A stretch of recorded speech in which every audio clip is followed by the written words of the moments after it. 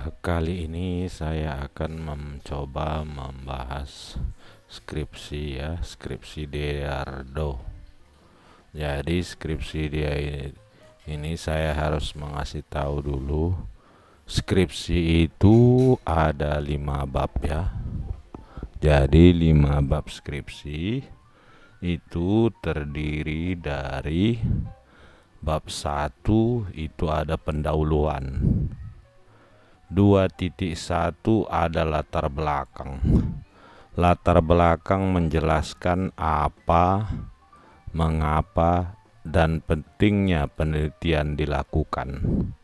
Secara umum dicantumkan masalah atau fakta yang terjadi secara empiris.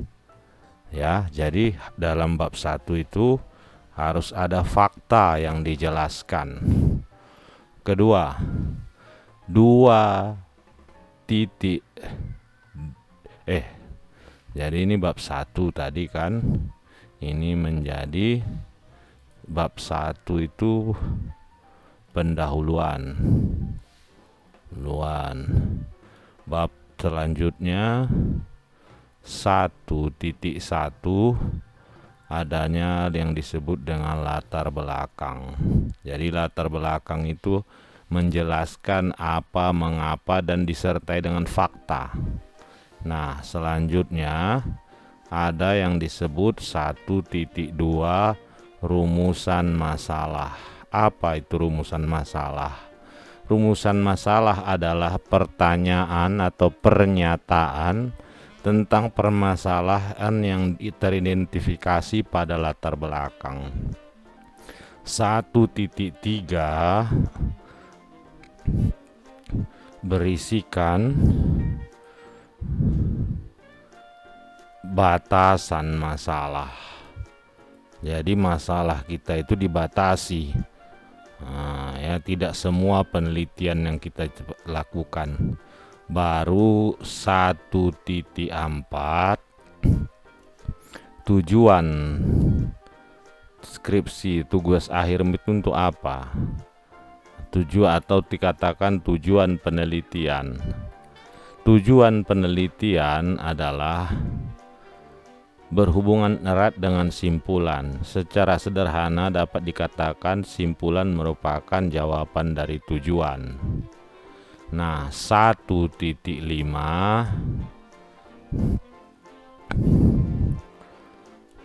manfaat penelitian.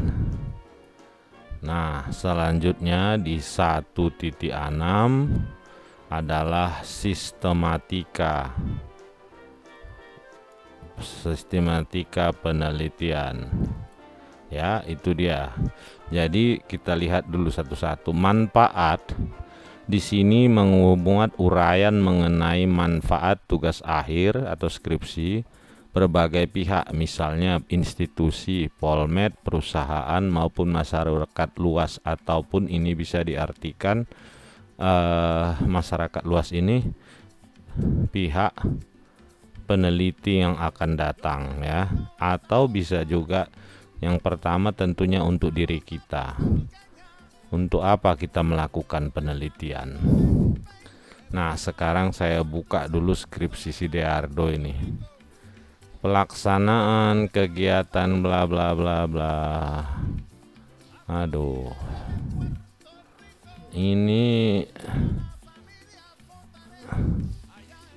bukan ini ya yang diceritakan. Dan ini sudah lah begini kegiatan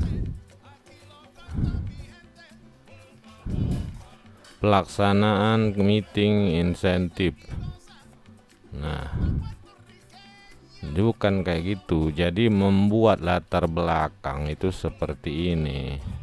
Seperti apa yang disebut dengan piramida terbalik. Artinya apa? Bahwa yang pertama kamu ceritakan dulu, yaitu semua hal yang umum. Umum berarti apa? Umum itu artinya 1, bisa tentang skala luas Indonesia, bisa skala provinsi, bisa skala kota. Tapi jadi orang bercerita, atau bisa juga skala dunia. Nah, di situ kita bercerita sebagai pengantar. Contoh, kita lihat di sini. Ini coba dulu ceritakan di sini nih, Indonesia apa? Bukan langsung kemari. Ini namanya nggak ada babi bu, langsung masuk ke poinnya. Coba ceritakan dulu, Indonesia adalah sebuah negara yang begini, baru ceritakan yang mengandalkan pendapatannya dari pariwisata. Salah satu pariwisata yang telah berkembang di Indonesia ialah MICE. Pelaksanaan baru masuk kemari, kegiatan MICE. Nah ini kan udah, ini ceritakan dulu latar pembukanya. Ini tidak ada pembuka, kalau saya lihat tidak ada paragraf pembukanya. Nah, paragraf pembuka itu ialah yang seperti itu. Indonesia adalah, atau dunia ini saat ini bla bla bla bla bla, ya. Coba ceritakan, ini nggak berurut ini. Salah satu kesuksesan event ialah, oke. Nah, terus gak usah saya baca di sini ya, Derdo. Yang kamu lihat apa di sini? Apa yang mau dilihat ini? Adalah ini, keberhasilan.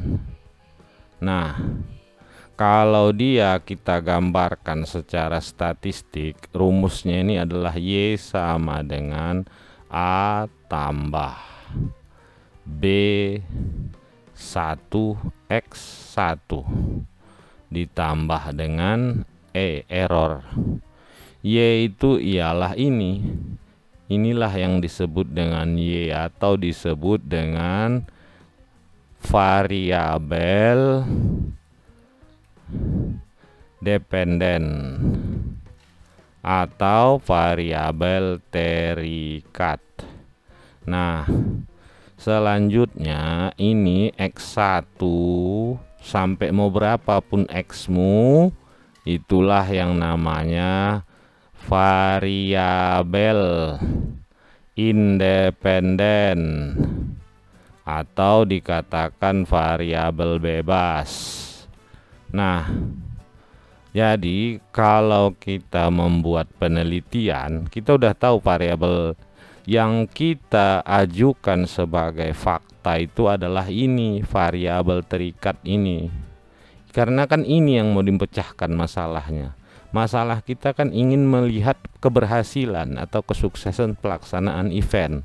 Berarti keberhasilan inilah kau ceritakan, ya.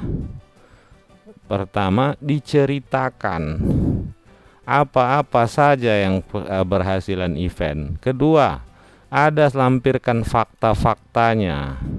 Kalau hanya cakap-cakap sekarang ini nggak bisa. Cakap-cakap itu hoax. Harus ada faktanya. Nah, coba saya baca lagi nih ya. Latar belakangmu pun sedikit kali. Nah, udah kau cerita kalau tentang Mice di sini tadi. Kau mulai dari yang umum, mulai dulu paragraf pembukanya. Baru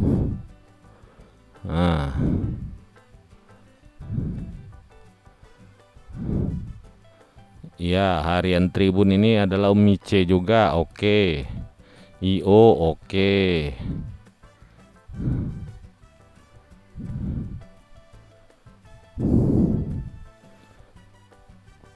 Ya, sekarang apa fakta? Oke ya, fakta yang bisa kamu tunjukkan yang telah dilakukan PT Harian Tribun ini untuk suksesnya. Ini jadi faktamu ini harus ada.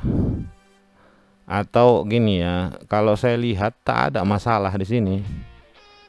Tak ada masalah. Kamu apa masalah di sini? Tidak ada. Strategi promosi tak ada. Jadi kan tugas skripsi ataupun apalah ya, kita kan harus bab 1 ini latar belakang ini harus melatari apa yang menjadi masalah. Kan tadi ada di petunjuk itu. Nah, latar belakang itu menggambarkan apa, mengapa. Nah, terus ada fakta, meneliti. Nah, kalau saya lihat dari yang kamu ceritakan tidak ada mengapa harus diteliti, tak ada. Nah, jadi kalau kita ingin menjadi masalah, ya, masalah dalam hidup, bagaimana yang menjadi masalah? Yang menjadi masalah adalah satu, terlalu bagus. Itu masalah juga. Masalah dalam pengertian apa? Masalah yang pengertian kita akan pelajari. Kenapa bagus? Nah, itu jadinya masalah. Kedua, biasa-biasa saja. Ini juga jadi masalah. Kenapa biasa-biasa saja? Nggak bagus, nggak jelek. Itu juga jadi masalah. Ketiga adalah terlalu buruk. Nah, ini jelas masalah. Kenapa buruk? Jadi secara umum orang selalu bergerak dari sini. Inilah yang selalu dijadikan orang masalah. Nah, baru dari masalah ini kau tariklah pamannya fakta. Fakta. Apa faktanya? Umpamanya kalau dia terlalu bagus, faktanya ialah dia terus meningkat penjualan atau apanya. Terus kalau dia biasa-biasa saja, rata aja. Kalau terlalu buruk, apa faktanya? Berarti terus menurun penjualannya. Nah, kalau yang kamu buat ini tidak ada, saya lihat di sini fakta apapun. Ini hanya teori aja, cakap-cakap ini. Nggak ada alasan mengapa meneliti di sini. Nah, bagaimana yang disebut dengan fakta? Jadi dalam membuat latar belakang, ya latar belakang. Membuat latar belakang itu harus ada fakta. Nah, supaya bisa kita bercerita, fakta itu ya bisa dalam bentuk angka atau tabel. Nah, ini yang paling sering dibuat orang. Bisa dalam grafik, bisa dalam foto atau dokumen. Nah, kalau dia foto dalam atau dokumen, ini dipakai orang untuk penelitian yang bersifat deskripsi atau kualitatif. Nah, kalau dia berbentuk tabel, angka ataupun grafik, ini biasanya dipakai orang untuk penelitian kuantitatif. Nah, jadi harus ada. Kalau tidak ada, ya nggak tahulah. Tapi terserah kamulah. Saya hanya menarankan supaya ini bagus. Kalau saya lihat ini tidak ada fakta ataupun latar belakang yang mengapakan ini. Ini nggak lebih kayak skripsi-skripsi, bukan skripsi pun, ini tugas akhir D3. Batasan masalah.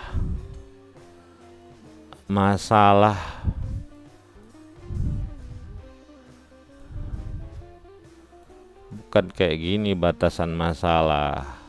Menjadi batasan masalah pada penelitian ini adalah titik 2. 1. Penelitian ini dibatasi hanya pada 2 buah variabel, yaitu strategi promosi dan keberhasilan. Kedua, penelitian ini hanya dibatasi pada tahun 2021.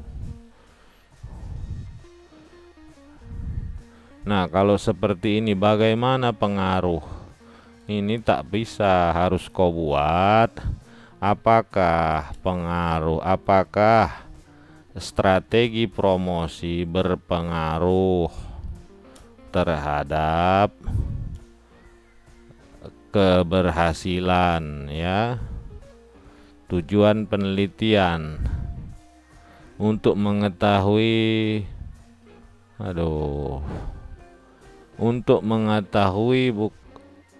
mengetahui pengaruh strategi promosi terhadap keberhasilan. Itu manfaat.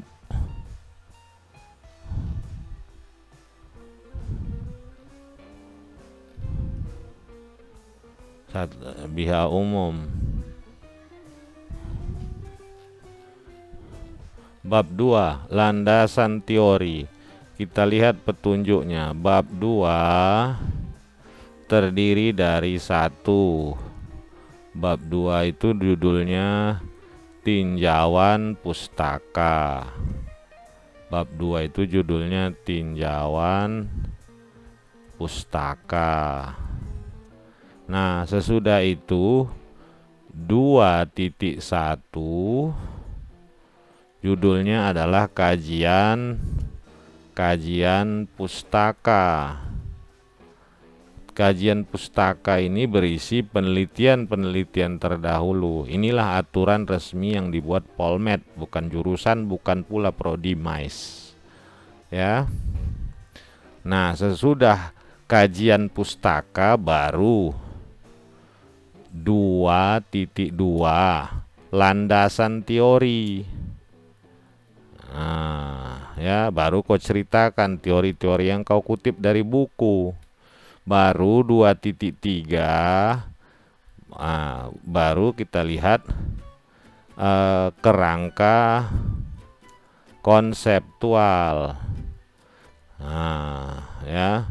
Baru 2.4 hipotesis kalau memang kamu membuat penelitian kuantitatif. Nah, landasan teori atau ini kutipan-kutipan penelitian sebelumnya. Landasan teori ini tentang buku-buku. Kalau kajian pustaka itu penelitian terdahulu. Nah, kita lihat 2.2 landasan teori ini harus berisikan apa? Variabel-variabel yang kamu pakai dalam penelitian. Ya, ceritakan di situ bagaimana mengukurnya, apa artinya dan untuk apa dipakai. Nah, nanti selanjutnya di akhir harus kamu buat hubungan antara variabel-variabel yang kamu pakai. Yang kamu pakai untuk meneliti. Ya. Nah, coba saya lihat. Nah, ini udah jelas salah. 2.1 ini yang adalah kajian pustaka yang berisikan penelitian-penelitian terdahulu. Kau pindahkan yang punya yang dari bawah. Berarti ini 2.2. Satu lagi, ini buku yang kau kutip ini udah terlalu tua, tahun 79. Kau aja belum lahir tahun 79. Kutiplah buku-buku yang baru 5 tahun terakhir. Ini pun sudah nggak bisa sebenarnya. Ini lagi Kan banyak sebetulnya yang bisa dikutip. Waduh, ini juga tak bisa lagi nih. Ini juga 2007.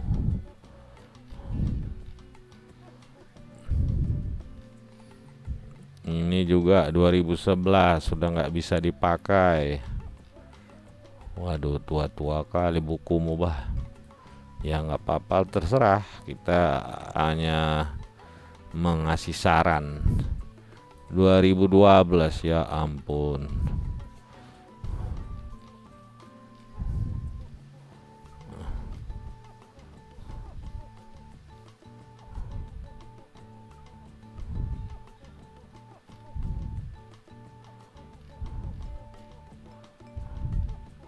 Nah, ini kan ada sekarang variabel satu lagi, suksesnya event itu apa?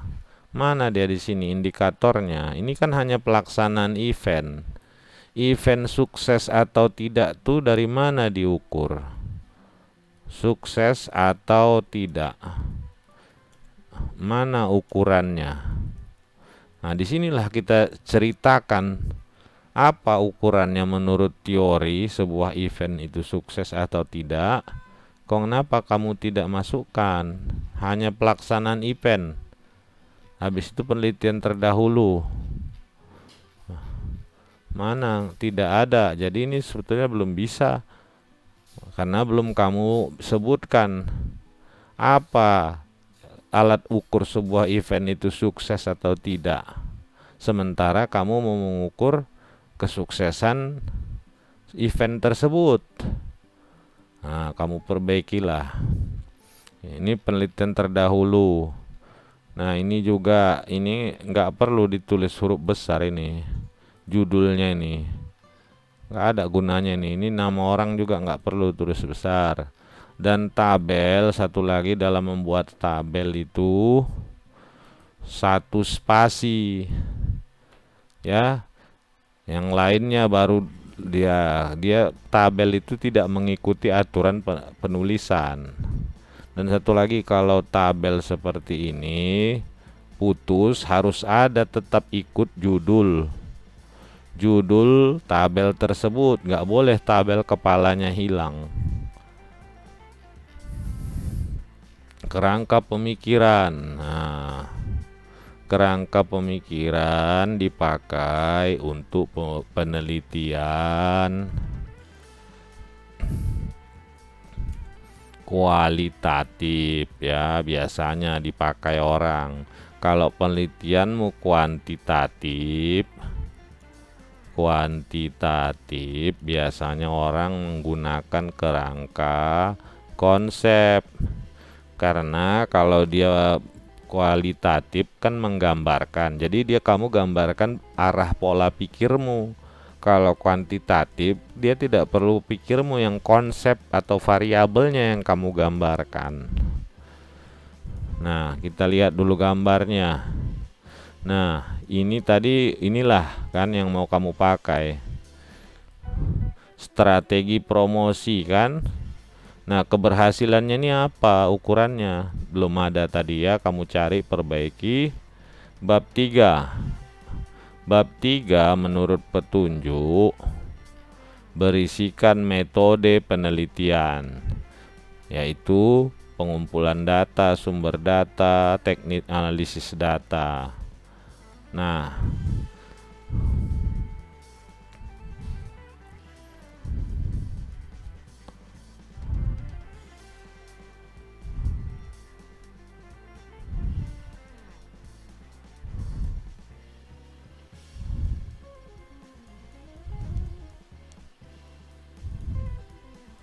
kalau kamu membuat ini, saya nggak ngerti apakah ini mau kualitatif atau kuantitatif. Kalau kualitatif, ya betul, ini satu saja berarti. Nggak bisa juga, berarti kamu ini kualitatif ya. Bersifat deskripsi ini penelitianmu ini. Kalau deskripsi bukan kayak gini, kerangka pemikiran. Memang harus yang kamu buat kerangka pemikiran. Tapi bukan ini. Kalau kayak gini kamu buat, ini namanya kerangka konsep. Nah, kalau untuk kerangka pemikiran ya alur pemikiranmu yang kamu gambarkan. Berarti ini kalau saya lihat ini memang deskripsi ya, yang hanya mencerita-ceritakan saja ini ya. Metode analisis, nah deskriptif kamu buat di sini. Kalau deskriptif tidak ada mencari hubungan, tidak ada. Deskriptif itu hanya menggambarkan saja. Nah, ya tidak ada dicari-cari di situ, hanya gambaran saja kau ceritakan gitu. Tapi kalau saya lihat, kalaupun ini deskriptif mau kamu buat, ini kamu ganti. Penelitian terdahulunya juga harus ada penelitian deskriptif. Nah, ini kalau saya lihat,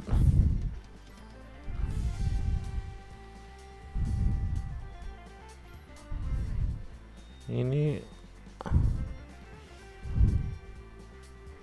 macam mananya? Coba ya saya Google ini ya.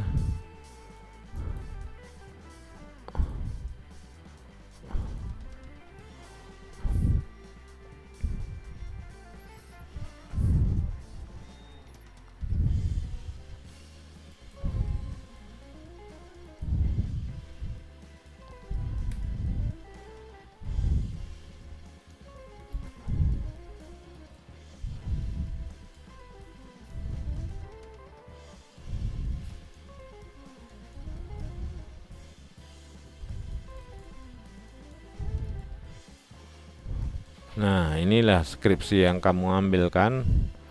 Coba kita lihat apakah dia ini skripsi kuali atau kuanti. Nih kita baca dulu. Untuk apa kamu kutip kalau kamu nanti ternyata nggak memakainya?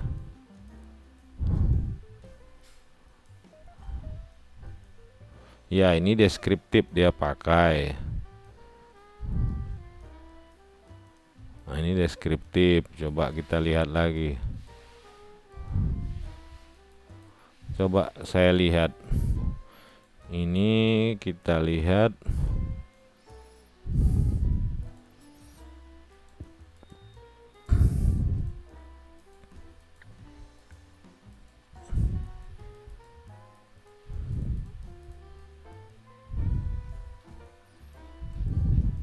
Ini skripsi S1 atau D3 ini?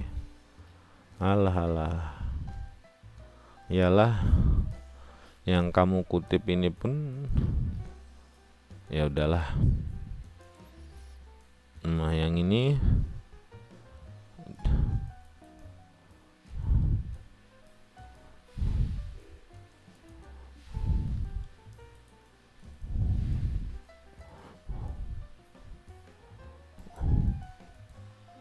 ya sama-sama UIN.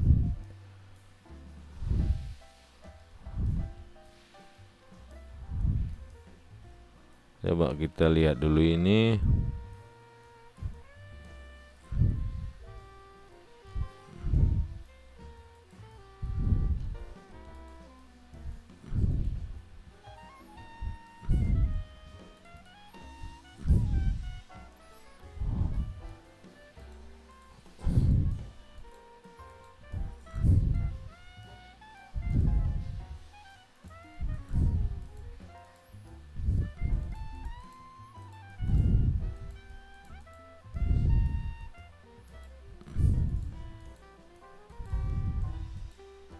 Mana abstraknya nih?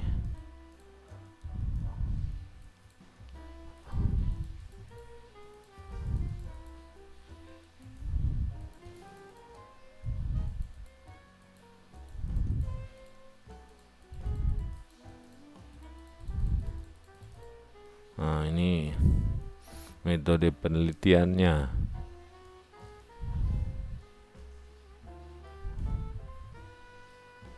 Kualitatif. Nah, ini kualitatif juga sama kayak kau punya.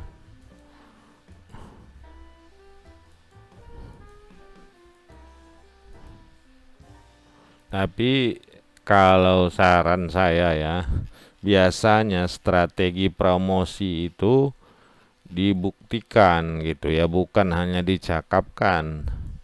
Salah satu ya kita lihat di Google ya, bagaimana menguji. Nah, kita ketik ya, bagaimana supaya bermanfaat juga menguji sebuah strategi. Nah,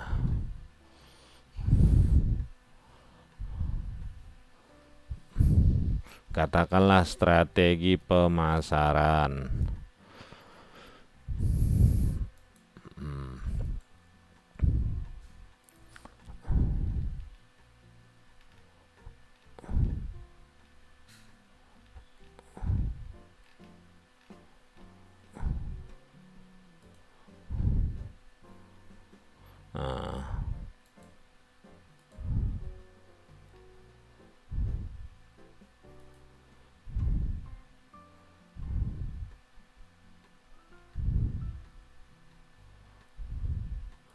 Nah, contohnya ya, kita lihat. Nah, coba ya, kita bikin analisis SWOT untuk menguji sebuah strategi pemasaran. Ya, jadi kita lihat di sini ya.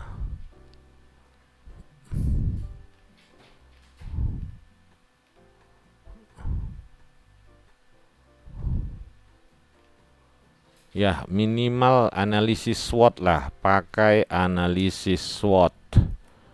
Ya, jadi ada alat analisisnya, bukan lagi sama. Kan malu kita ya, skripsi kita ini sama dengan tugas akhir D3. Nah, ya, minimal adalah, sedangkan D3 aja pun sudah banyak yang memakai SWOT seperti ini. Ya, coba kamu bikin ya, bikin pakai analisisnya, analisis SWOT. Barangkali demikian dari saya, mudah-mudahan bermanfaat.